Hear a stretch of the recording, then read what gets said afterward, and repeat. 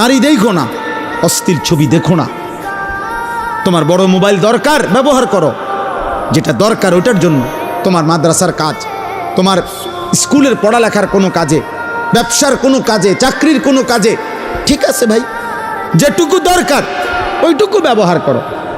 কিন্তু সারা দিন রাত 24 ঘন্টা মোবাইলটারে বুকের সাথে রাখা, জীবনের সাথে বেঁধে ফেলা, এটা তো ভাইয়া ভালো করবে না।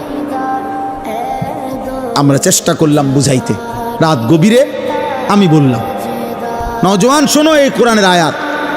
আল্লাহ বলছে, যাদের দ্বারা সমাজে অশ্লীলতা ছড়িয়ে পড়ে, বেহায়াপনা ছড়িয়ে পড়ে, আমি তাদেরকে দুনিয়াতেও কঠিন শাস্তি দেব, আখিরাতেও কঠিন শাস্তি দেব। ফিদ দুনিয়া ওয়াল আখিরা, কোরআন শরীফের আয়াত। আল্লাহ ওয়াদা দিছে এখানে, আল খাবিসাতু লিল খাবিসিন ওয়াল খাবিসুনা লিল খাবিসাত।